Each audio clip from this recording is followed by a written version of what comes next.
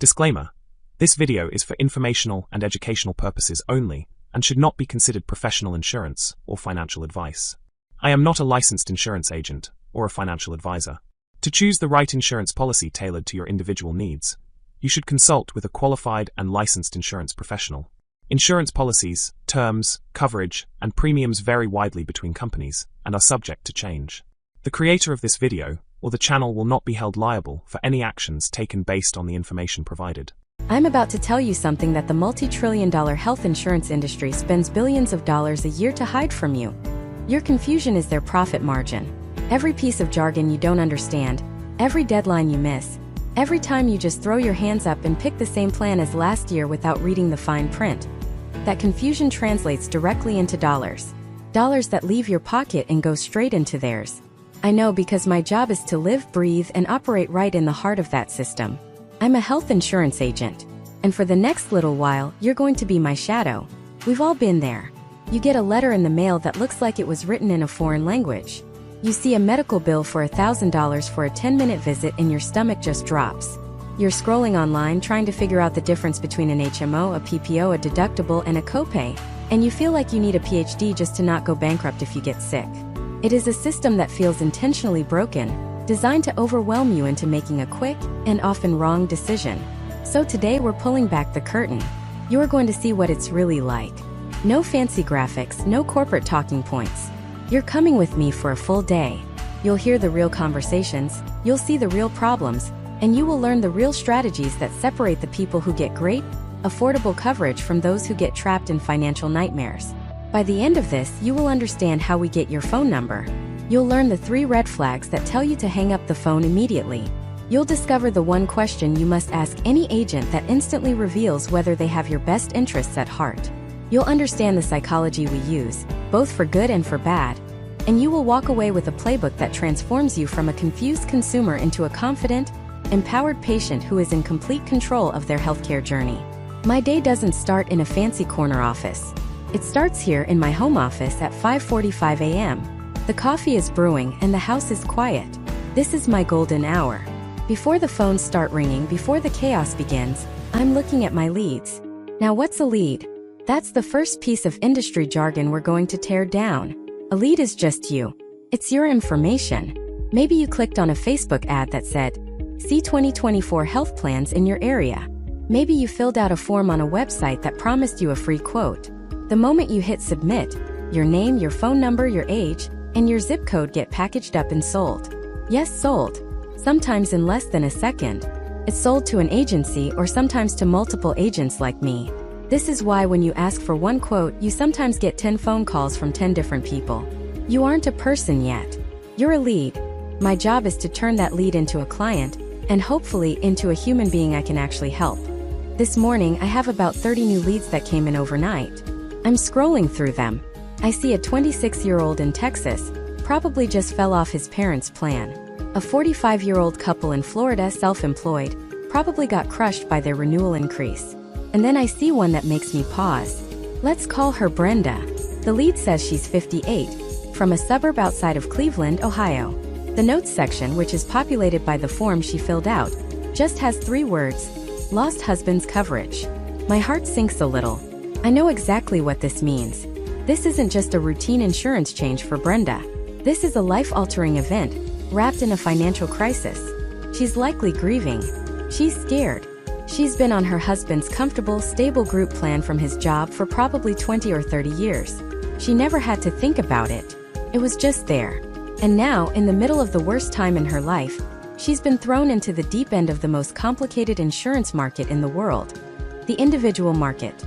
I can already map out her journey of terror. First, her husband's company sent her a COBRA packet.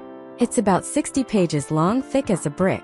She opened it and saw the price to continue their exact same coverage would be something like $1,700 a month. She had a panic attack, threw it on the kitchen table, and tried to ignore it. A week later, she started Googling things like help with health insurance and affordable coverage after spouse dies. She was bombarded with ads, with pop-ups, with conflicting information. She clicked on one, filled out a form, and now here she is. A name on my screen. Brenda, 58, Cleveland. Lost husband's coverage. My job now is to call her. This is the most delicate and the most important moment in our entire potential relationship. Brenda is vulnerable. She's a perfect target for a predatory agent who will see her desperation and sell her a junk plan that pays a high commission but won't cover her if she gets sick. She could be sold a short-term plan disguised as real insurance or a health-sharing ministry that has no legal obligation to pay for anything. A bad actor could ruin her financially for the rest of her life with a single 10-minute phone call. On the other hand, if I do my job right, I can be her guide. I can help her navigate the Affordable Care Act marketplace. I can check to see if she qualifies for a subsidy that could make her premium a few $100s instead of over $1,000. I can explain the pros and cons of every option, translate the jargon, and help her find a plan that protects her assets and gives her peace of mind while she navigates her new reality. The stakes for her are immense. I pull up her number. My finger hovers over the call button on my screen. This single conversation could save her tens of thousands of dollars and immeasurable stress, or it could lock her into a policy that could bankrupt her the first time she needs a real medical procedure. Everything hinges on the next few minutes. And the first 30 seconds of this call are where most people and most agents make their biggest mistake. I take a deep breath and I press dial. The phone rings once, twice. My heart rate kicks up a notch just like it always does. This is the moment of truth. Most agents see this as a numbers game. Dial pitch close. Dial pitch get hung up on. They burn through leads like firewood, leaving a trail of annoyed, confused people behind them. They're playing checkers. I'm playing chess. She picks up. Hello. Her voice is hesitant, guarded. She's already been called by 5 other agents this morning. I can hear it. They all read from the same script. Hi, is this Sarah? I'm calling about your request for a health insurance quote. It's a dead giveaway. It screams salesperson. It makes people put a wall up so fast you can almost hear the bricks and mortar. And that's the mistake. The fatal flaw in the first 30 seconds. Treating the person on the other end of the line like a lead. A name and number on a screen. Potential commission. They're not. They're a person with a problem they don't know how to solve. My job isn't to sell them. It's to solve their problem. The sale is just a byproduct of a problem well solved. So I don't say what they expect. Hey Sarah, this is Mark. I'm pretty sure you and I are in the same boat. You probably filled out a form online. And now your phone is blowing up with people trying to sell you something you don't understand. Am I close? There's a pause on her end. It's a critical moment. I've broken the pattern. I haven't asked to confirm her name. I haven't stated my company. I've joined her on her side of the fence, looking at the problem from her perspective. Yeah, she says, and the wall cracks. I can hear the tension in her voice release just a little. That's pretty much exactly what's happening. I figured. I say, keeping my tone light, conversational. Look, I promise this is going to be different. My job is to help you make sense of this chaos, not to add to it. So, before we even talk about plans or prices, can you just tell me what's going on? What made you start looking for this stuff in the first place? This is the most important question I will ask. It's the key that unlocks everything. Other agents ask, what's your budget? Or are you looking for a low deductible? Those are spreadsheet questions. They're trying to fit a person into a box. But what's going on? Is a story question. It invites them to tell me about their life, their fears, their situation. And that's where the real information is. Sarah hesitates for a second, then the story comes out. It always does. Well, she starts. I'm a freelance graphic designer. I was on my ex-boyfriend's plan, but we broke up a few months ago, and my COBRA coverage is about to end. It's insanely expensive anyway. I'm on my own for the first time in a while. I'm not just hearing the words. I'm listening to the subtext. Freelance means fluctuating, unpredictable income. No HR department to help her. On my own means she's scared. She feels vulnerable. The safety net is gone. That's tough, I say, and I mean it. Empathy is the most powerful tool in this business. Going from a group plan to the individual market is like learning a new language. It's intentionally confusing. Tell me about it, she says with a short, bitter laugh. I've been looking at the marketplace website, and it's just a wall of numbers and acronyms. PPO, HMO, EPO, deductibles, coinsurance. I have no idea what any of it means. I just know I can't afford to pay $600 a month for a plan with a deductible so high I'd have to sell my car to meet it. Now we're getting to the heart of it. This isn't about insurance. It's about her fear of financial ruin. The fear that one bad fall, one unexpected diagnosis, could wipe out her savings and destroy the freelance business she's worked so hard to build. She's not buying a health plan. She's buying the ability to sleep at night. I hear you, I say. And that's the trap most people fall into. They see a low monthly premium, think they're getting a great deal, and don't realize they've just bought a glorified discount card that won't actually pay for anything until they're bankrupt. Let me ask you this, Sarah. Besides the cost, what's your biggest concern? What's the one thing that keeps you up at night when you think about not having coverage? I'm digging for the emotional core. The logical brain compares prices. The emotional brain makes decisions. She's quiet for a moment. I can hear a dog bark faintly in the background. Honestly, she says, her voice softer now. A couple of years ago, my mom got diagnosed with breast cancer. She's okay now, thank God. She caught it early, but she had amazing insurance through her job, and she still ended up paying thousands. I can't stop thinking, what if that was me? As a freelancer, if I can't work, I don't get paid. There's no sick leave. A serious illness wouldn't just be a health crisis. It would be the end of my career. The end of everything. There it is. The real problem. It's not about finding a cheap PPO. It's about protecting her entire life. Her income, her career, her future. From a catastrophic event. She's seen firsthand how devastating a diagnosis can be, even with good insurance. The fear is real and it's personal. Most agents would hear that and immediately pivot to their critical illness sales pitch. They'd see a new product to add on, a way to increase their commission. They're vultures. I see a person who needs a fortress. Sarah, thank you for telling me that. I say, and my tone is serious now. The time for light conversation is over. We're in the operating room. That right there is the single most important piece of information, because it tells me we're not just looking for a plan that covers a checkup and some prescriptions. We're building a financial shield for you. We need to protect you from that exact scenario. I let that sink in. I've reframed the entire conversation. We're not shopping for insurance anymore. We are building a financial shield. The language matters.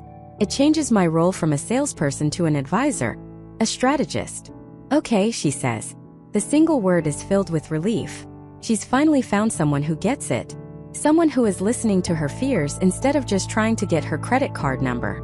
So here's what we need to figure out. I continue, taking control of the process. We need a plan that gives you access to the best doctors and cancer centers, just in case. We need a plan with a predictable, manageable out-of-pocket risk, so you know the absolute worst-case scenario cost in a given year. And we need to do it all without making you insurance poor every month. I've just summarized her complex, emotional fears into a clear 3-point action plan. This gives her confidence. It shows her there's a path through the jungle and I have the map. Yes, she says, her voice firm now. That's exactly what I need. The dynamic of the call has completely shifted.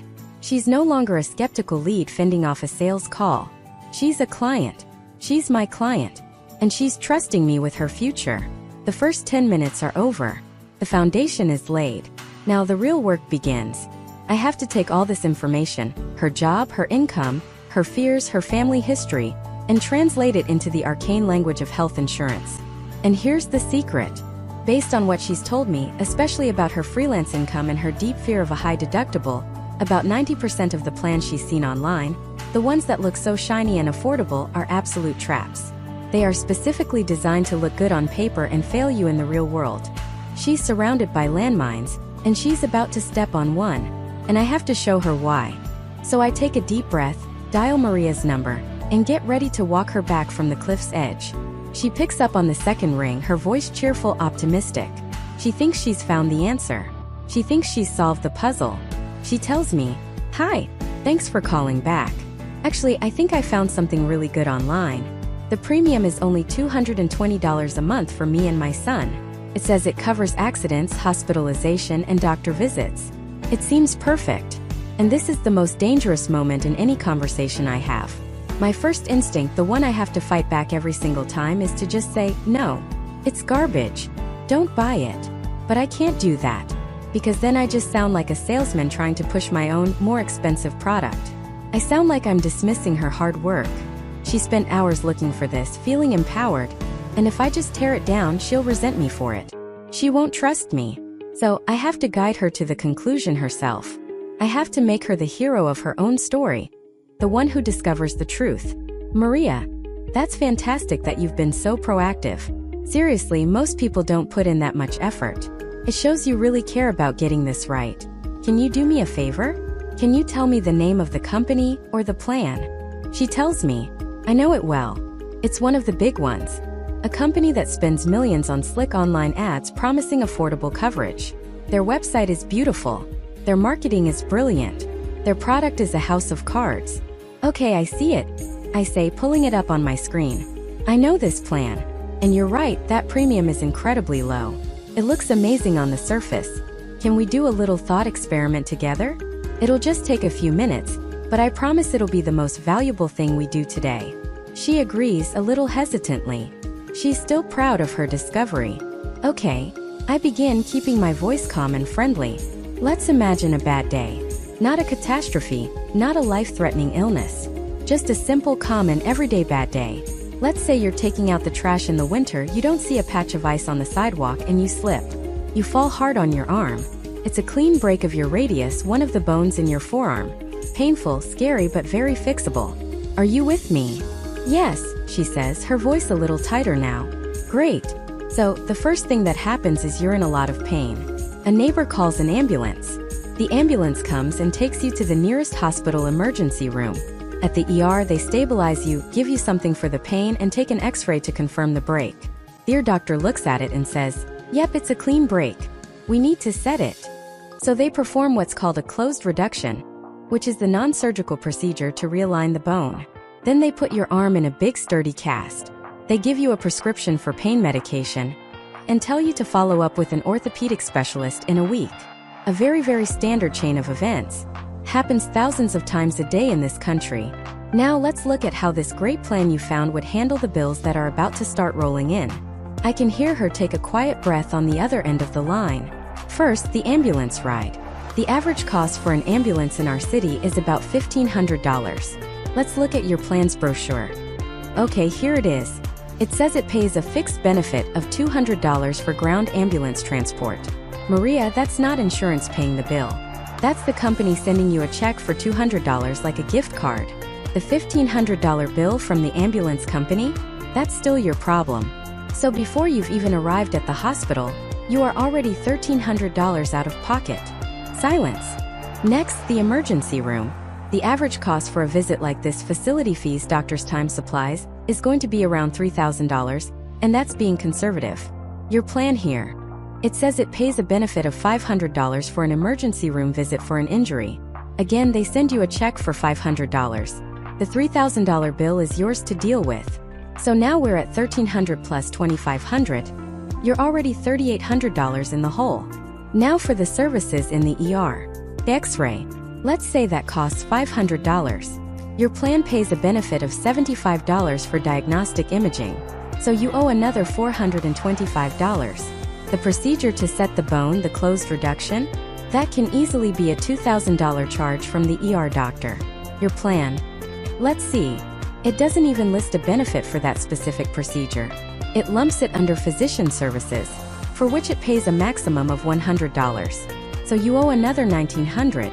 The cast itself, the materials, another few $100 for which the plan pays maybe $50. Let's just stop and do the math. We're at $1,300 plus $2,500 plus $425 plus $1,900 plus, let's say, $200 for the cast. We are already over $6,300 in debt. And you haven't even left the hospital yet. I let that sink in. The silence on the phone is heavy now. Her cheerful optimism from 5 minutes ago is gone. And we're not done, I continue gently. You have to follow up with an orthopedic specialist. That's another bill. You'll probably need more X-rays. Another bill. Physical therapy to get your range of motion back? That's a dozen visits, each with its own bill. This one single common accident, a slip on the ice, on this $220 plan, will generate somewhere between $10,000 and $15,000 in medical bills. And based on this brochure, the plan will pay out a total of maybe $1,000 of that. You, a single mom with a young son, would be personally responsible for the other $9,000 to $14,000. Can you write a check for that amount tomorrow? No, she whispers. Oh my God, no. This, Maria, is the trap. This isn't health insurance. This is a health discount coupon book disguised as insurance. It's called a fixed indemnity plan. It's designed to do one thing and one thing only: sound cheap. It preys on people who are trying their best to be responsible people just like you. It gives you a false sense of security. You pay your $220 every month thinking you're protected, but the first time you actually need it, you find out you've been paying for almost nothing. You've been throwing your money away.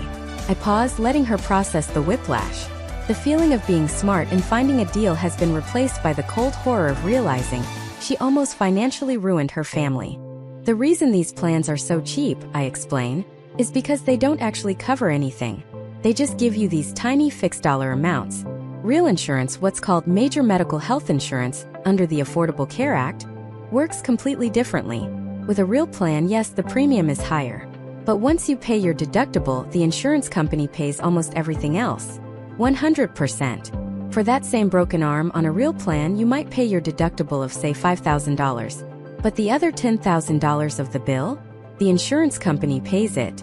All of it. If the bill was $50,000, they pay $45,000. If it was $500,000, they pay $495,000. It protects you from bankruptcy. That is the entire point of insurance. This thing you found online, it protects the insurance company's profits, not your family's future. I can hear her quietly crying on the other end. It's a sound I've heard before. It's the sound of fear and relief all mixed together. Fear of what could have happened, and relief that it hasn't happened yet. I had no idea, she says, her voice trembling. It looks so official. It said it was a PPO network. Another trap, I say. They use all the same words as real insurance to confuse you. PPO, deductible, copay. But the words mean different things in their world. Their PPO network just means you get a slightly better discount at those doctors before you're stuck with the rest of the massive bill. It's a marketing gimmick. It's all a gimmick. She's quiet for a long moment. I just wait. I've laid out the landmines. I've shown her the crater where her life savings would have been. Now she has to choose to walk a different path. Okay, she finally says, her voice stronger now, filled with a new resolve. Okay, what do I do? What's a real plan look like? And that's the moment. That's the turning point. She's no longer looking for the cheapest option. She's looking for the right option. She understands the stakes now. The game has changed. My job isn't to sell her something anymore. My job is to help her buy the right protection. We've moved from sales to strategy. Now the real work begins. We have to find a plan that she can actually afford, but that won't abandon her when she's lying on the pavement with a broken arm. And for a self-employed person like her, there's a whole other layer of complexity we need to navigate. The world of subsidies and tax credits. It's a jungle, but at least now she knows she needs a guide. So we open up the portal, the official government marketplace. For millions of Americans, this website is the gateway to healthcare. For Sarah, it's a maze. The first thing we need to tackle is the single most important number in this entire process: her estimated income for the year. See, this isn't like a W-2 employee where you can just look at a pay stub and know your annual salary. Sarah's a graphic designer. One month she might land a huge project and make $10,000. The next 2 months could be crickets, radio silence. This is where the game is won or lost. The government offers help to pay for your monthly premiums. It's called an advanced premium tax credit, or APTC. Let's just call it what it is: a subsidy. Think of it like a coupon that the government gives you to apply to your health insurance bill each month. The size of that coupon is based entirely on how much money you tell them you're going to make for the whole year. Estimate too high, and you're paying more than you need to every single month. You'll get the difference back when you file your taxes, sure, but that's a year from now. Your cash flow is suffering all year long.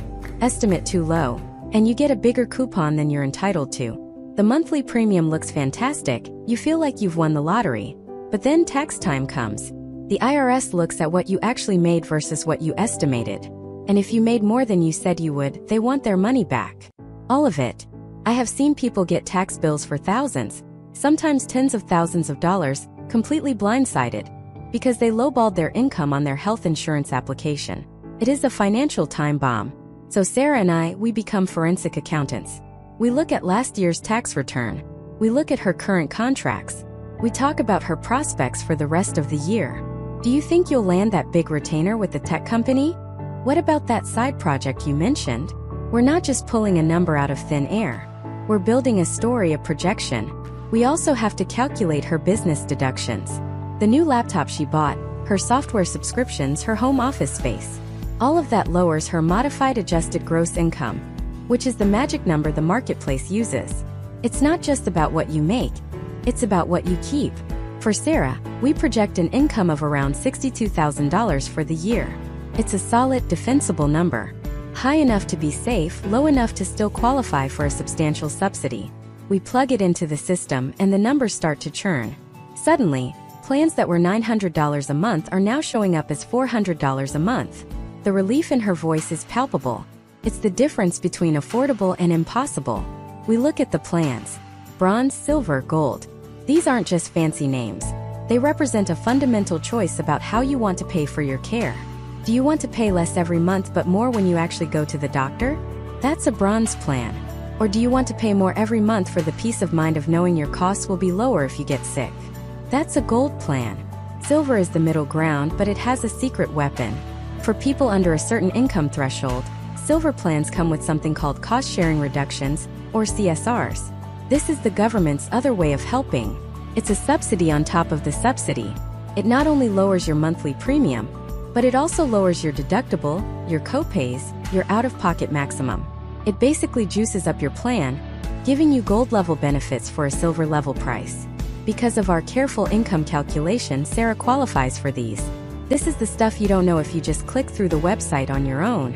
You could leave thousands of dollars in benefits on the table. We select a silver plan with a strong local hospital network, one that includes the very emergency room she just visited. Her deductible drops from $6,000 to just $1,000. Her specialist copay goes from $80 a visit to $30. She can afford to go to physical therapy for her arm now. She can afford to get better. We submit the application and just like that, she's covered, effective the 1st of next month. She went from having a moment of panic on the pavement to having a rock-solid safety net in the span of one phone call. That's a good feeling. It's why I do this. But the day is young. My calendar buzzes. My next appointment is with a small business owner named David. He runs a local craft brewery with 12 employees. He called me last week, his voice a mix of pride and anxiety. He's finally doing well enough to offer his team health insurance. He wants to do right by them, to compete with the bigger companies, to attract and retain real talent. But he's terrified. He hears the horror stories. He thinks it's going to cost a fortune, that the paperwork will bury him, that he's going to make a mistake that will cost him his business.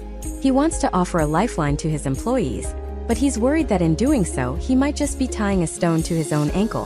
This is a completely different world from Sarah's individual plan. We're moving from the individual marketplace to the small group market. The rules are different, the stakes are higher, and the decisions he makes will affect not just his own family, but a dozen other families too. He's not just buying a product, he's building a culture. He's making a statement about the kind of company he wants to be. And my job is to show him that it's not only possible, but it can also be one of the smartest business decisions he'll ever make. The phone rings and I see his name on the caller ID. I take a deep breath, clear my head of Sarah's subsidies and deductibles, and prepare to enter the world of group health. A world of contribution strategies, participation requirements, and the delicate dance of balancing employee benefits with the company's bottom line. And my 11 o'clock appointment is the lead dancer in that very performance. His name is Mark. He owns a local construction company, Bedrock Builders. A great name, by the way. Solid, dependable, just like his work. I know because I've seen his projects around town.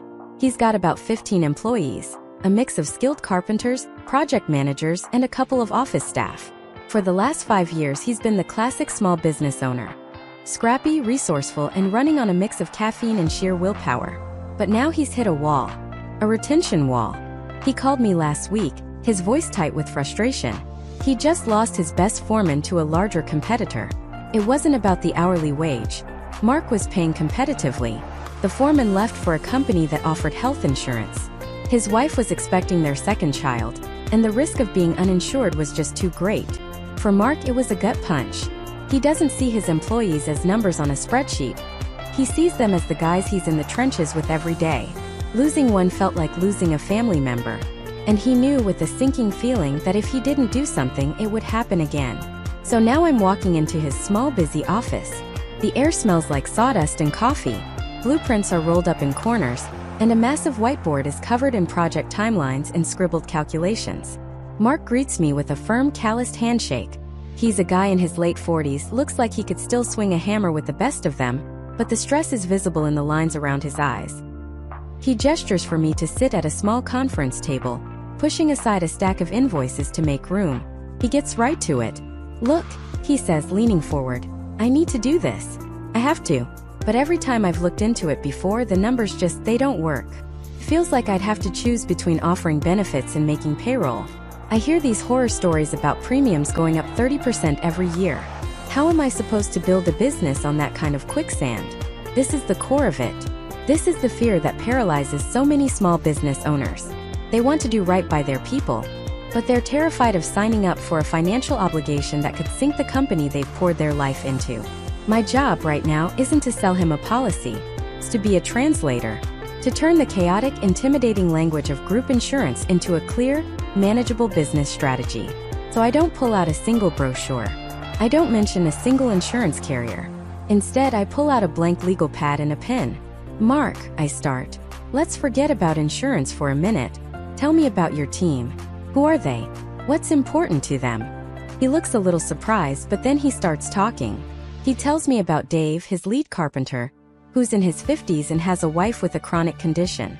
He needs reliable, predictable coverage. He tells me about Maria in the office, a single mom in her 30s who's healthy but needs a good plan for her 2 young kids, especially for well-child visits and the inevitable ear infections. Then there's the younger guys, a couple of apprentices in their early 20s. They think they're invincible. They probably just want something that covers them if they fall off a ladder, and they don't want it to cost a lot. As he talks, I'm not just listening. I'm mapping. I'm building a demographic profile of his company. This isn't a monolith. It's a collection of individuals with vastly different needs. A one-size-fits-all plan is doomed to fail here. It'll be too expensive for the young guys and not good enough for Dave. "Okay," I say after he's finished. "This is perfect. This is the starting point. You don't have one problem, Mark. You have a few different ones. And the solution is about flexibility." I start sketching on the pad. I draw 2 columns, employer and employee. The first decision we have to make isn't the plan, it's the contribution. This is the most powerful lever you have. The law says you have to contribute at least 50% of the premium for the employee themselves, but beyond that, it's your call. You could cover 50%. You could cover 75%. You could cover 100% of the employee's premium and 0% for their dependents. It's not an all-or-nothing switch. I see a flicker of understanding in his eyes. He'd always thought of it as this one massive, non-negotiable bill. The idea that he can control the cost by adjusting the split is a revelation. "Think of it like this," I explain. "You can set a budget. Let's say you decide you can afford to contribute $500 per month per employee. That's your fixed cost. That's the number you build into your business plan. Then we find the best possible plans and show the employees. Here's the plan. The total cost is $700. The company is paying $500, so your share is $200. It becomes a defined contribution, not an unknown, terrifying percentage of a number that's always changing." He nods slowly, processing. "So, I'm not on the hook for the whole thing. I can set my limit." "Exactly. You control your budget. Now let's talk about participation." I draw a circle on the page and divide it into sections. To get a group plan, the insurance company needs to see that you're a real group, not just one sick person trying to get coverage. Typically, they require about 75% of your eligible employees, those who don't have coverage elsewhere, like through a spouse, to enroll. With your 15 employees, we'd need around 10 or 11 to sign up. He frowns. "What if the young guys don't want it? What if they say it's too expensive and would rather have the cash?" "That's the million-dollar question," I reply. "And that's why the contribution strategy is so critical. If you make the offer attractive enough, say by covering 80 or 90% of the employee's premium, it becomes a no-brainer for them. The cost to them is minimal and the benefit is huge. But we can also get creative. We can offer more than one plan." This is where his eyes really light up. "What do you mean?" "We can offer a dual option. We find a really solid comprehensive PPO plan, the kind of plan that would be perfect for Dave and his wife. It'll have a higher price tag. But right alongside it, we offer a high-deductible health plan, or HDHP. The premium on this plan will be much, much lower. It still provides great protection against a major catastrophe, but it's designed for people who are generally healthy, like your younger apprentices or Maria. Then you, as the employer, make your defined contribution, that $500 for example. For the PPO plan, the employee might have to chip in $200 out of their paycheck. But for the high-deductible plan, your $500 contribution might cover the entire premium, or most of it. So the young, healthy employee can get coverage for almost nothing out of pocket. You give them the choice. You empower them. You're no longer the bad guy forcing them into a plan they don't think they need. You're the good guy giving them options that fit their life and their budget. I can see the gears turning in his head. The tension in his shoulders starts to release. The problem is shifting from an insurmountable obstacle into a complex, but solvable puzzle. He's gone from feeling powerless to feeling like he has a strategy. We talk about PPOs versus HMOs, how PPOs offer more flexibility to see any doctor, which is crucial for someone with a chronic condition, while HMOs can be more cost-effective, but require you to stay within a specific network. We talk about health savings accounts, or HSAs, and how they can be paired with those high-deductible plans, allowing his employees to save for medical expenses tax-free, a powerful wealth-building tool that most of them have probably never even heard of. By the end of the hour, the fear is gone. It's been replaced by cautious optimism. He's not just buying a product, he's designing a benefits program, a tool that will help him keep the Daves and Mariahs of his company and attract more just like them. Okay, he says, leaning back in his chair and letting out a long breath. Okay, I think I can do this. I think we can make this work. What's next? Next, I say, closing my notepad, I go to work. I'm going to take everything we talked about, your budget, your employee demographics, your goals, and I'm going to go out to the market. I'll build a few different models for you. A couple of dual option plans with different contribution strategies. I'll come back with real numbers, real plans from real carriers. I'll put it all in a simple, easy-to-understand spreadsheet. No jargon, just the facts. Then you and I will review it, and you'll make the final call. We shake hands again, and this time the grip is less tense. It's the handshake of a partner, not a desperate customer. As I walk out of his office and back into the midday sun, the smell of sawdust still clinging to my suit, I feel that familiar sense of purpose. I haven't sold anything yet, but I've sold a possibility. I've sold a path forward. Now I just have to build the road. The next few hours will be a deep dive into spreadsheets, carrier portals, and network directories, a meticulous process of matching the human needs of bedrock builders with the cold, hard data of the insurance market. It's time to turn our strategy into a reality. The first thing you see when you open up the carrier quoting portals isn't a solution. It's an avalanche, a digital tidal wave of plans, codes, and numbers. For a company the size of Bedrock Builders, we're looking at dozens of potential plans from at least 3 major carriers. Each plan is a universe of its own, with its own rules, its own language, and its own hidden traps. My job isn't just to navigate this. It's to chart a course through it, to find the 1, 2, or maybe 3 options that make sense not just for the company's bottom line, but for the lives of the people who depend on it. So I start by creating what I call the master grid. It's a spreadsheet, yes, but think of it less like an accounting ledger and more like a battlefield map. On one axis we have the people, Maria, the welders, the young apprentices, the executives with families. On the other axis we have the plans broken down by their core DNA. And in the world of group health insurance, that DNA primarily comes in 3 flavors: HMO, PPO, and the HDHP. Let's start with the HMO, the Health Maintenance Organization. This is the most misunderstood plan type in America. People hear HMO, and they think of gatekeepers, restrictions, and endless referrals. And they're not entirely wrong. An HMO is like a curated, all-inclusive resort.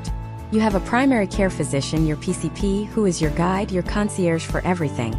Need to see a specialist? You talk to your PCP first. They give you the referral. You want to see a doctor?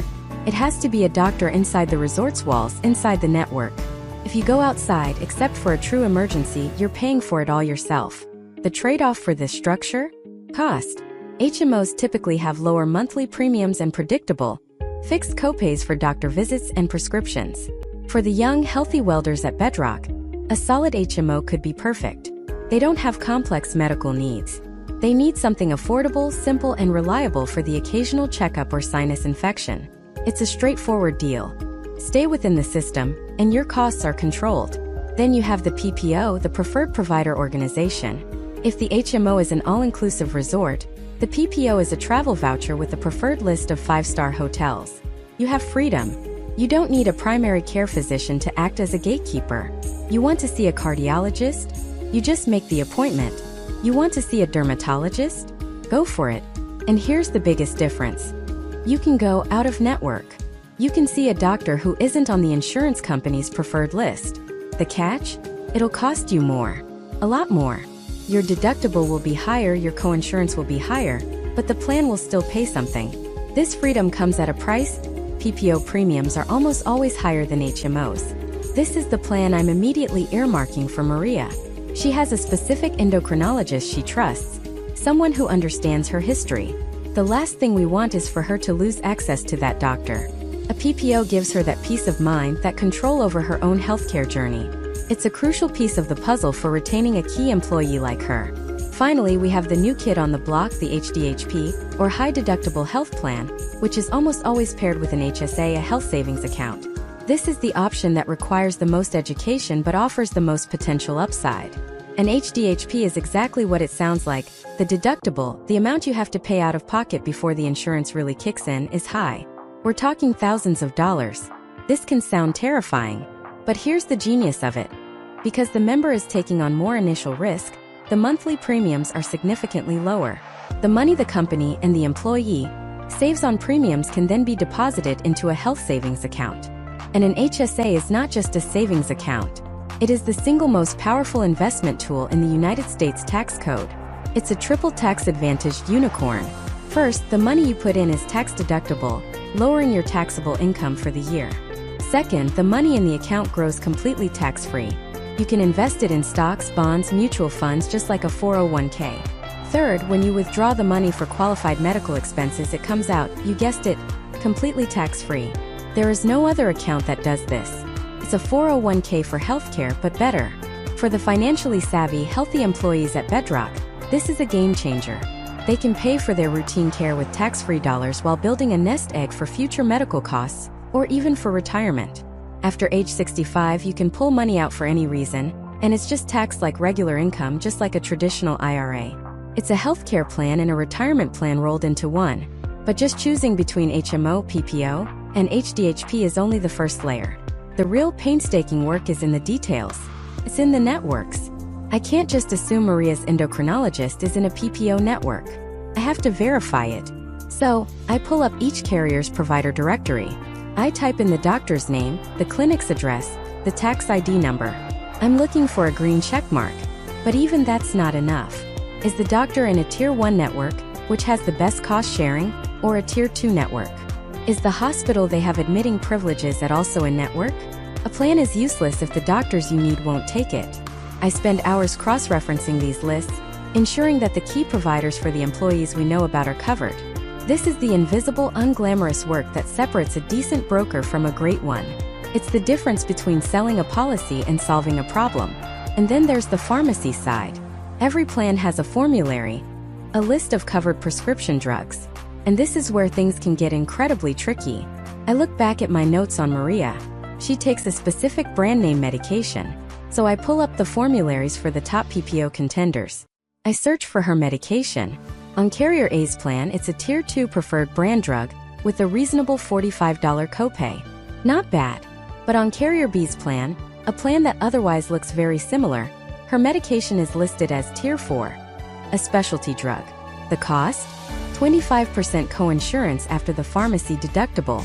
That could mean hundreds of dollars out of her pocket every single month. A plan that looked good on the surface could have been a financial catastrophe for her.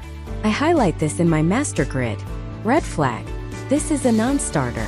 I repeat this process for every variable. What's the out-of-pocket maximum? That's the absolute most an employee would have to pay in a worst-case scenario year. Is mental health coverage on par with physical health coverage, as required by law?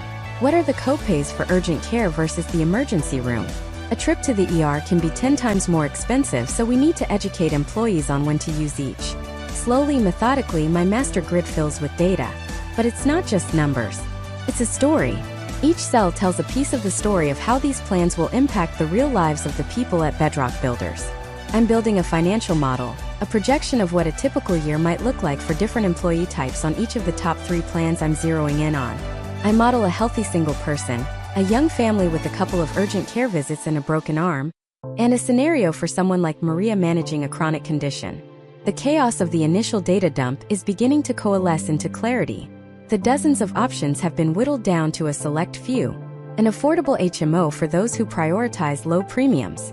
A robust, flexible PPO for those who need choice and access. And a forward-thinking HDHP with a strong HSA contribution from the company for those who want to invest in their future. Each option is now vetted, verified, and stress-tested. The map is drawn. The numbers are crunched. Now comes the most important part of my job: translating this complex analytical deep dive into a simple human conversation. I have to present this to David, the owner, not as a spreadsheet, but as a strategic decision for the future of his company and the well-being of his team. The next morning, I walk into David's office. It's not a sterile corporate space. It's on the edge of his workshop, and the air smells faintly of sawdust and welding. There are blueprints rolled up in a corner, and a half-finished schematic for a new piece of equipment is pinned to a corkboard. This room is the nerve center of a business built by hand, from the ground up. This isn't just a company to him, it's his life's work, and that's why this conversation is so critical. He's leaning back in his chair, arms crossed. He's a practical man. He trusts his gut and his balance sheet, and he's rightfully skeptical of anyone in a suit trying to sell him something. The rookie insurance agent, the one who lasts maybe a year in this business, would walk in right now and make a fatal mistake. They would open their laptop, fire up a PowerPoint, or worse, slide a 30-page proposal full of charts and actuarial tables across the desk. They'd start talking about coinsurance percentages, out-of-pocket maximums, and network differentials. And within 90 seconds, they would have lost him. David's eyes would glaze over. He'd see nothing but a massive new expense, and he would shut the conversation down. Because that rookie is selling a product. I'm not here to sell a product. I'm here to solve a problem. So I don't open my bag. I don't take out a single piece of paper. I sit down opposite him, look him in the eye, and I start with a question. Not about insurance, but about him. I say, David, before we talk about any of this, tell me something. When you're driving home at night, and you're thinking about the business, what's the one thing that actually worries you? Not the deadline on the Miller contract or the rising cost of steel. What's the people problem that keeps you up at night? He's a little taken aback. He expected a sales pitch. Instead, he got a business consultation. He leans forward, uncrosses his arms, and thinks for a moment. He says, finding good people. And keeping them. Every time I get a good welder, a good fabricator trained up, they get poached. Some big outfit in the city offers them a package I can't compete with. It feels like I'm running a training camp for my competition. It's killing me. And right there, that's my opening. That's the entire conversation. It's not about healthcare. It's about retention.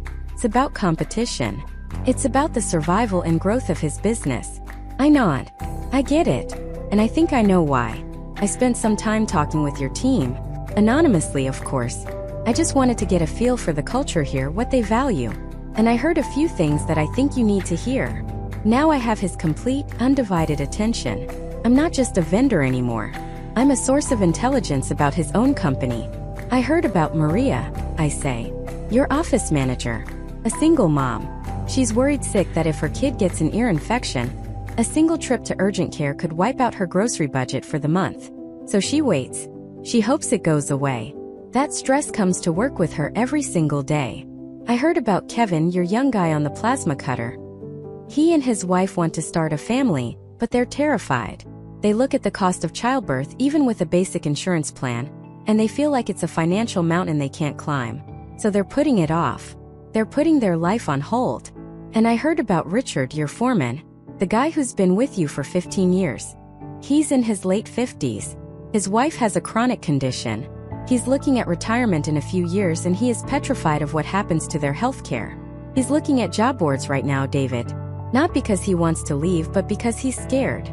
He's looking for a company with a rock-solid plan that can carry him and his wife into retirement with some peace of mind. I let that sink in. The room is quiet except for the distant hum of machinery from the workshop floor. I've just taken an abstract concept, employee benefits, and given it a face. 3 faces, in fact.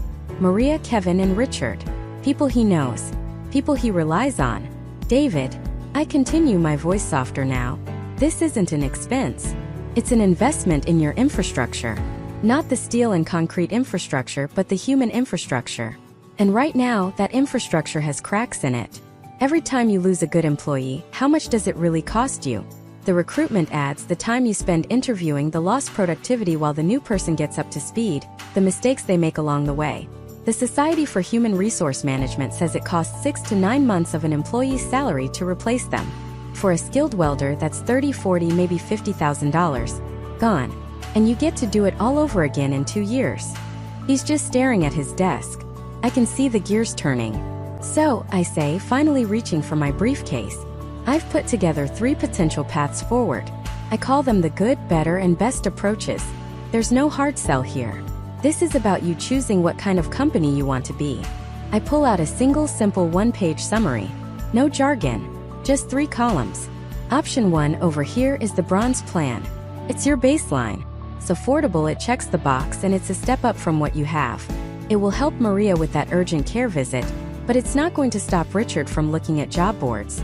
It's a defensive move. It stops some of the bleeding, but it's not a growth strategy. Option 3, all the way on the right, is the gold plan. This is the plan the big guys in the city offer. Zero deductible, top-tier network, amazing prescription coverage.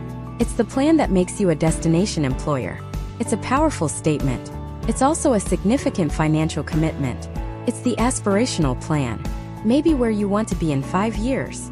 I pause and then I point to the middle column. And then there's this one. Option 2. The silver plan. This is the one I designed specifically for you. It's the sweet spot. It's not the cheapest and it's not the most expensive, but it's the smartest. I looked at the specific needs of your team. This plan has a robust network that includes the pediatric specialists Maria needs for her son. It has a fantastic maternity care provision that will give Kevin and his wife the confidence to start their family. And it has a lower, more predictable out-of-pocket maximum, which gives Richard the security he's desperately looking for. This plan doesn't just stop the bleeding, David. It sends a message. It tells your team, we are investing in you. We want you to build your career here. We want you to be healthy and secure. It turns your benefits package from a liability into your single most powerful recruitment and retention tool. He picks up the piece of paper and looks at the number at the bottom of the middle column. I can see his jaw tighten. It's a big number. It's probably double what he was hoping for. This is a lot, he says, his voice flat. It's the moment of truth. I don't argue. I don't get defensive. I validate him. You're right. It is. It's a significant investment. But let's break it down differently. Don't look at the annual total. That number is scary for anyone. Let's look at it per employee per month. I do the math for him out loud. It comes out to about $450 per employee per month. Now, remember, because of the way the tax code is structured, that's a pre-tax business expense. So your actual post-tax cost is closer to $350. That's the cost of keeping a highly trained, productive employee happy, healthy, and loyal to your company. Is Richard, your foreman with 15 years of experience, worth $350 a month to you? He doesn't answer. He just keeps staring at the paper. Let me ask you this, I say, leaning in. If this plan, this one right here in the middle, stops Richard from leaving this year, has it paid for itself? He nods slowly. Yeah, it has. If it convinces just one of those top-tier welders you're trying to hire to choose you over the big firm in the city, has it paid for itself? Another nod. This number, I say, tapping the paper, isn't a cost. It's the price of winning the talent war. You can pay this price on your own terms proactively and build a team of loyal, dedicated experts.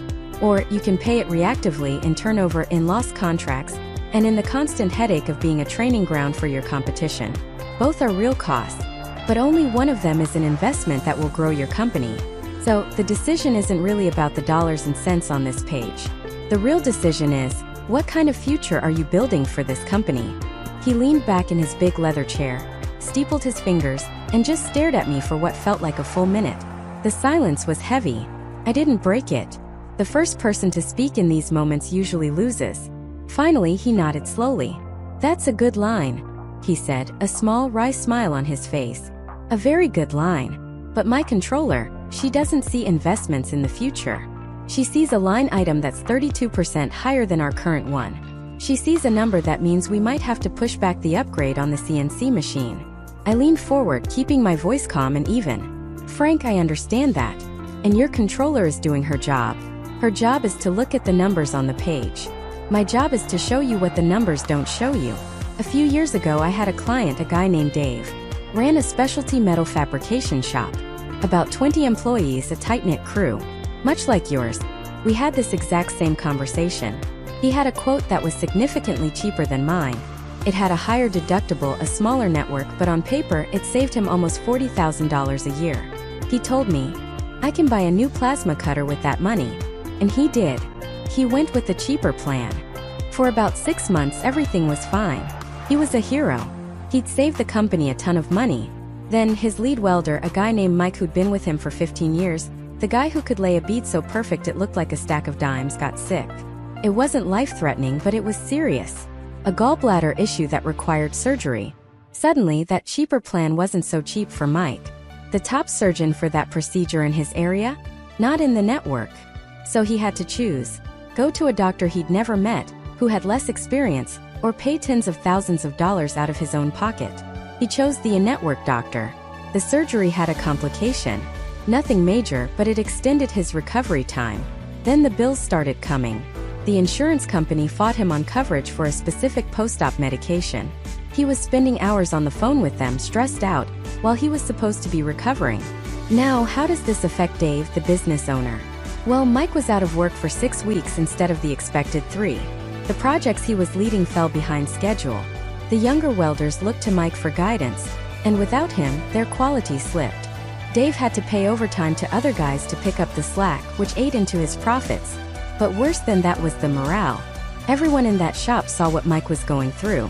They saw their friend, their mentor, getting beaten down by his health insurance. They started wondering, if that happened to me, would the company have my back? That $40,000 Dave saved? He lost more than that in productivity and overtime. But the real cost, the one you can't put on a spreadsheet, was the loss of trust. The feeling in that shop changed. It went from being a family to just being a job. Dave told me later that choosing the cheap plan was the single biggest mistake he ever made as a business owner. He said, I bought a new machine, but I broke my team. I let that story hang in the air for a moment. I looked Frank right in the eye. Frank, that CNC machine you're looking to upgrade is a tool. A valuable one, I'm sure. But the guy who runs that machine, the team that designs the parts for it, the people who make sure your orders go out on time, they're not tools. They're the engine of this entire company. The plan I'm proposing isn't just about covering doctors' visits. It's a message. It's a message to every single person who works for you that you value them. That if they get sick, if their kid gets sick, they don't have to fight a second battle with their insurance company. They can just focus on getting better. That peace of mind, it shows up. It shows up in loyalty, in productivity, in innovation. You can't put a price on it, but believe me, it has a value far greater than 32%. He picked up my proposal again, but this time he wasn't just looking at the price. He was reading the benefits, the network details. He was looking at it through a new lens. After another long pause, he closed the folder and slid it across the desk to me. Leave this with me, he said. I need to talk to my partner. But you've given me a lot to think about. That was the best I could hope for. It wasn't a yes, but it wasn't a no. It was a shift. A crucial shift from price to value. We shook hands and I walked out of that high-rise office building and back into the afternoon sun, feeling that familiar mix of exhaustion and adrenaline. Back in the car, I let out a deep breath. Those meetings are chess matches. Every word matters. It's not about slick sales tactics. It's about reframing the conversation. Anyone can sell a price. The real work is selling a philosophy. My next appointment couldn't be more different. No polished mahogany desk, no panoramic city view. I was headed to a small starter home in the suburbs. A young couple, Tom and Sarah, who just had their first baby 6 weeks ago. They'd been on Sarah's corporate plan, but she decided to leave her job to be a stay-at-home mom. Tom was a freelance graphic designer. So for the first time in their lives, they were on their own, staring into the abyss of the private insurance market, and they were terrified. I pulled up to a tidy little blue house with a beat-up stroller on the porch. When I knocked, Tom answered, a tired-looking guy in his late 20s with a baby carrier strapped to his chest. Inside, the house smelled of baby powder and coffee. Toys were scattered on the floor, and a pile of mail sat on the kitchen counter. Sarah came out to greet me, wiping her hands on a dish towel. They both had that shell-shocked look of new parents. We sat down at their small kitchen table, which was covered in printouts from various insurance websites. "We're just so lost," Sarah said, gesturing to the papers. "It's like a different language. Deductibles, copays, coinsurance, out-of-pocket what-sits. Our daughter had a slight fever last week, and we almost went to the ER, because we had no idea what a regular doctor's visit would even cost." I smiled. "Okay, first thing. Take a deep breath. You're not alone. 99% of people find this stuff confusing, and that's by design. My job is to translate it from insurance essay into English. Let's forget all these papers for a second." I pushed them to the center of the table. "Let's just talk about 4 concepts. If you understand these 4 things, you'll understand 90% of what matters. Ready?" They both nodded, looking relieved. "Okay. Concept 1. The deductible. Think of it like the deductible on your car insurance. If you get into a fender bender and the damage is $3,000, and your deductible is $500, you pay the first $500, and the insurance company pays the rest, right?" They nodded. Health insurance is the same idea. The deductible is the amount you have to pay for your medical care before the insurance company starts paying its share. So if you have a $5,000 deductible, you pay for the first $5,000 of your medical bills for the year. Doctor's visits, lab tests, hospital stays, it all counts towards that number. Some plans have exceptions, like they might let you see your primary care doctor for just a flat fee, a copay, without touching the deductible. But for the big stuff, you have to meet that deductible first. It's the first hurdle. A lower deductible means the insurance kicks in sooner, but it almost always means you're paying a higher monthly bill, a higher premium. A higher deductible means a lower monthly bill, but more financial risk if you actually get sick. For a young, healthy family, finding the sweet spot between those two is key. I paused to let that sink in. "Okay, you with me?" They both nodded again, a little more confidently this time. "Good. Concept 2, coinsurance. This is the part that trips everyone up. After you've paid your deductible in full, the insurance company doesn't just pay for everything 100%. Not usually. Instead, you start sharing the cost.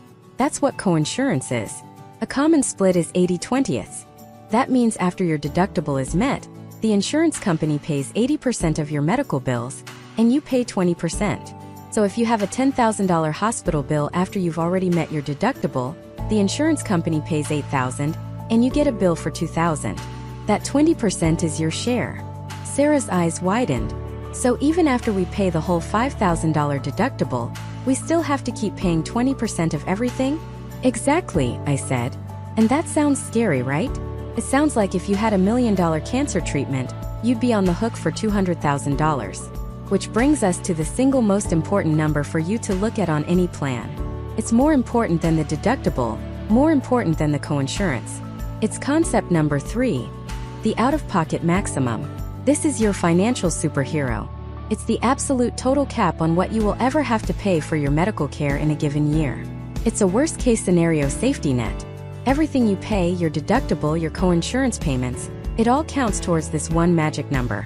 Once you've spent enough to hit your out-of-pocket maximum, the insurance company pays 100% of everything else for the rest of the year. 100%. So if your out-of-pocket max is, say, $8,000, once you have paid that amount, you could have $1 million in additional medical bills, and your share would be 0. It's the number that lets you sleep at night. It's the number that protects your family from bankruptcy. When you're looking at these plans, what's the highest medical bill you could realistically afford to pay in a single year without losing this house? They both look at each other and then back at me. The question hangs in the air, heavy and uncomfortable. It's not a question you find on any insurance application. Tom takes a deep breath. Wow. I've never thought about it like that. We just pay the bills that come in. You know. Sarah nods, her gaze fixed on the mortgage statement still sitting on the corner of the table. Losing the house, she says, almost in a whisper. That's the nightmare scenario. And it is.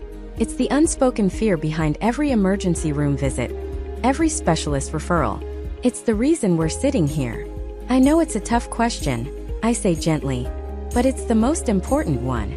Because if we don't answer it, The insurance company will answer it for us with a plan that might not match your reality. So let's build this from the ground up. You have some savings. You have credit cards, hopefully you never have to use them for this. You might have family you could turn to in a true catastrophe. What's the absolute worst-case scenario number for 1 year that you could absorb without derailing your entire life? Without touching your retirement? Without selling this home? There's a long silence. I don't rush it. This is their moment. Tom pulls out his phone, looks at a banking app. Sarah jots down a few numbers on a notepad. They have a hushed conversation. I can hear fragments. Emergency fund. If we sold the car. Could ask my parents for a loan. This is the real work. This isn't about copays for strep throat. This is financial disaster planning. Finally, Tom looks up. Okay. I think $15,000. If it was a life or death situation, we could come up with $15,000. It would wipe us out. It would be horrible. But we could do it and not lose the house. Anything more than that. And I don't know. I honestly don't know what we'd do. $15,000. I repeat, nodding slowly. Thank you. That's the most important number we're going to talk about today. Not the premium. Not the deductible. $15,000. That is your family's true maximum out of pocket. Now watch this. I turn my laptop back towards them. On the screen are the same 47 plans we saw before. A wall of confusing numbers. Forget all of this, I say, waving my hand over the screen. We're not looking at 47 plans anymore. We are only looking for plans where the maximum out of pocket is $15,000 or less. I apply the filter. The screen refreshes. Poof. 47 plans become 12. The relief on their faces is visible. The overwhelming has become manageable. Okay, I say. We've just eliminated over 70% of the options because they represented a level of financial risk you're not willing to take. See how this works? We're not picking a health plan. We're building a safety net that fits your life. Now we can talk about the second piece of the puzzle. It's what I call the health insurance trade-off triangle. Imagine a triangle. On one corner you have your monthly premium, what you pay every month no matter what. On the second corner you have your out-of-pocket risk, that's your deductible and your max out-of-pocket, the number we just figured out. And on the third corner you have your network and flexibility, which doctors you can see, and whether you need a permission slip, a referral to see them. Here's the secret. You can only ever have two of the three. You can have a low premium and low out-of-pocket risk, but you'll get a tiny network of doctors. You can have a low premium and a huge network, but your out-of-pocket risk will be sky high. You can have a great network and low risk, but your monthly premium will be astronomical. Every single plan on the market is just a different balance of these three things. Our job is to find the balance that's right for you. So let's look at two of these 12 plans. Here's Plan A. It's a bronze plan.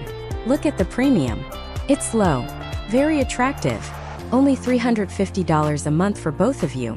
But look at the out-of-pocket maximum. It's $14,500. It's just under your $15,000 limit, so it makes the list. But barely. This plan is basically saying, we'll give you a cheap monthly price, but if something bad happens, you're on the hook for the first $14,500. For a young, single person who almost never goes to the doctor, this might be a great bet. They're betting they'll stay healthy and just pocket the savings on the premium. But for you two wanting to start a family, a $14,500 bill for a complicated delivery is a very real possibility. So maybe not this one. Now let's look at the other extreme. Plan B, a gold plan. The monthly premium is, wow, $900 a month. That's a car payment. But look here. The out-of-pocket maximum is only $4,000. And the network is a PPO, which means you can see almost any doctor you want without a referral. This is the peace of mind plan. You pay a lot every month, but you know you'll almost never see a surprisingly large medical bill. For some people, that predictability is worth every penny. For you guys, though, an extra $600 a month. That's over $7,000 a year. That's a lot of money to spend on what if. They both nod. They're getting it.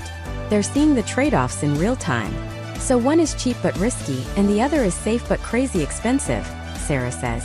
Is there anything in the middle? I'm so glad you asked, I say, leaning in. Because that's where the magic happens. We've been looking at bronze and gold. But let's look at this group here in the middle. The silver plans. I point to a cluster of 5 plans on the screen. Now, for most people, silver plans look weird. They're not the cheapest premium, and they don't have the lowest out-of-pocket. They seem like a bad compromise. But depending on your household income, silver plans have a secret weapon. It's called a cost-sharing reduction, or CSR. I can see their eyes glaze over a little. Jargon. I immediately back up. Forget the name. Think of it like this. The government already helps pay for part of your monthly premium. That's the tax credit we talked about. But if your income is below a certain level, they do something extra, something most people don't even know about. They secretly tell the insurance company, "Hey, for this family, we want you to make their plan better. We want you to lower their deductible. We want you to lower their copays. We want you to lower their maximum out-of-pocket. And don't worry, we'll pay you, the insurance company, for the difference." It's a built-in upgrade. It's like buying a coach ticket on an airplane, and because you used a special coupon code, you secretly get upgraded to first class. And it only applies to silver plans. Tom leans forward, intrigued. Okay, so, do we get that? Let's find out, I say. I pull up the official chart. It's based on the federal poverty level, a number that changes every year. The cutoff for these extra savings is 250% of the federal poverty level. For a household of 2 for this year, that number is an annual income of $51,350. You told me your projected income for this year was right around $50,000. My finger traces the line on the chart. Their eyes follow it. It's like watching a slow-motion replay of a game-winning shot. You're at 243%, I say, looking up at them. You qualify. The tension in the room just evaporates. It's a collective exhale. So what does that mean? Sarah asks. It means everything, I say, unable to hide my own excitement. This is the best part of my job. Watch the screen. I've been showing you the plans at full price. Now I'm going to check a little box in the system that says, Apply cost-sharing reductions. Let's look at this one silver plan we ignored before. The regular price has a $6,000 deductible and a $13,000 out-of-pocket max. Not great. Now watch. I click the box. The numbers on the screen spin for a second and then change. And the change is dramatic. Okay, I say, turning the laptop to face them fully. The same plan. The same network of doctors. The same monthly premium. But your deductible just went from $6,000 to $500. Your copay to see a specialist went from $80 to $20. And your total maximum out-of-pocket for the year, your absolute worst-case scenario number, went from $13,000 down to just $2,500. The room is silent. Sarah's hand is over her mouth. Tom is just staring at the screen, blinking. He points a finger. $2,500? For the whole year. That's the most we'd ever have to pay. That's it, I confirm. That's the most. We started with a nightmare number of $15,000. This plan protects you for less than a fifth of that. You're getting the low out-of-pocket risk of a platinum plan, but for the price of a silver plan. You've just hit the health insurance jackpot. There's a long pause on the other end of the line. It's not a pause of confusion or hesitation. It's the sound of a 1,000-pound weight being lifted off someone's shoulders. I can almost hear the exhale, then a small shaky laugh. Are you serious? The jackpot. She says the word like she's never said it before. I smile. This is the best part of the job. Absolutely serious. We're going to get you enrolled right now. I'll walk you through the application on the Marketplace website. It'll take about 15 minutes, and by the end of it, you'll have an official confirmation and your new insurance ID cards will be in the mail. We go through the process step by step. I have her share her screen so I can point to exactly where she needs to click. We verify her income, her address, her social security number. We double-check that her primary care doctor and her preferred hospital are in-network. They are. We confirm the prescription for her son's inhaler is on the formulary. It is. Every piece falls perfectly into place. When she gets to the final page and clicks confirm and submit, there's another moment of silence. Then she says, her voice thick with emotion, I can't thank you enough. I was so scared. I've been losing sleep over this for weeks. I felt like I was choosing between my son's health and our family's finances. I let her words hang in the air for a moment. You don't have to choose, I say softly. That's the whole point. You should never have to make that choice. Now you're protected. You can sleep tonight. And just like that, the call ends. I lean back in my chair, the quiet of my home office suddenly feeling very loud. The sun is starting to dip below the horizon, casting long shadows across my desk. My screen is still glowing with her completed application. A green checkmark. Approved. That green checkmark is more than just a confirmation. It's a family that won't go bankrupt if their child has a severe asthma attack. It's a mother who can schedule a doctor's appointment for herself without worrying if the bill will be a few hundred or a few $1,000s. It's peace of mind digitized into a single pixel. I spend the next hour doing what I call the end-of-day shutdown. I log detailed notes from every call. For the young couple, I set a reminder to check in with them in a month to make sure they've used their preventative care benefits. For the small business owner, I email him a summary of our discussion and the top 3 group plans we identified. For the gentleman turning 65, I send a follow-up with links to the official Medicare guide and the specific Part D plan we discussed. For my last client, I save a copy of her enrollment confirmation to her file and make a note to call her the day her new plan becomes effective, just to make sure she's received everything and has no final questions. This isn't just paperwork. It's the architecture of trust. Each note, each follow-up, is a brick in the foundation of the relationship. Because here's the thing they don't tell you about this job.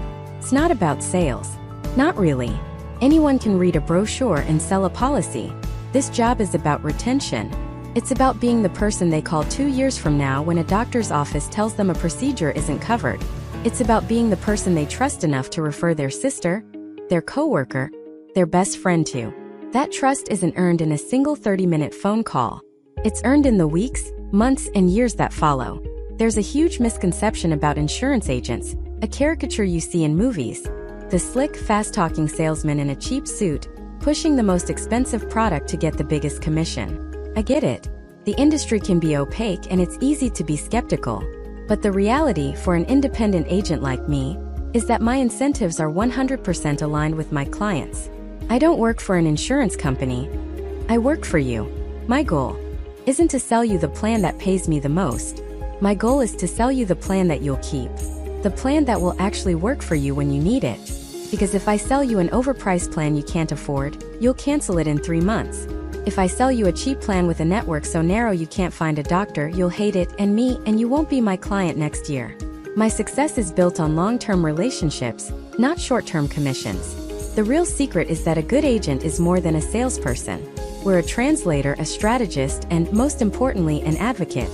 When the insurance company denies a claim, you're not alone. You have someone to call who speaks their language, who knows the appeals process inside and out, and who will fight on your behalf. That's the value you can't get from a website. That's the human element. I remember a client from a few years back. A man in his late 40s, a carpenter strong as an ox. He was self-employed and always chose the cheapest bronze plan he could find. "I'm never sick," he'd tell me every year. "I just need something for a catastrophe." I spent an hour with him one year during open enrollment, begging him to upgrade to a silver plan.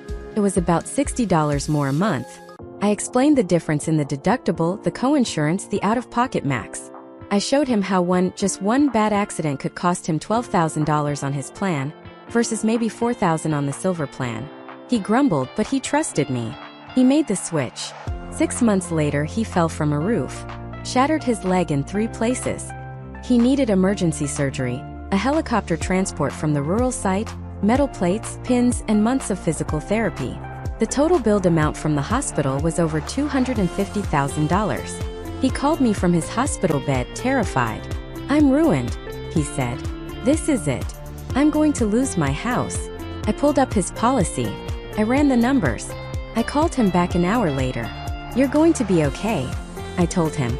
Everything was in network. The helicopter, the surgeon, the hospital. Your total responsibility for everything is $4,500. You've met your out-of-pocket maximum for the year. The rest of your medical care until December 31st is covered at 100%. You are not ruined. You are protected. I could hear him crying on the phone. A man I knew to be tough as nails, weeping with relief. That $60 a month, that 1-hour conversation, saved him from financial devastation. It saved his family's future. That's why I do this. That's the day in the life. It's not about the paperwork or the commissions. It's not about the confusing terminology or the endless regulations. It's about that phone call. It's about being the one calm voice in the middle of someone's storm. It's about turning a moment of pure terror into a moment of profound relief. The system is broken in a lot of ways. It's complicated, it's expensive, and it's frustrating. But it's the system we have. And navigating it doesn't have to be a solitary journey. It's not about simply buying a product called health insurance. It's about building a strategy for your life. It's about understanding that your health and your wealth are inextricably linked. The right plan isn't just a card in your wallet. It's a shield. It's the thing that stands between you and the unthinkable, allowing you to focus on what truly matters, living your life. It's about fearing the unknown a little less because you took the time to prepare, to understand, and to build a fortress against it, one smart decision at a time.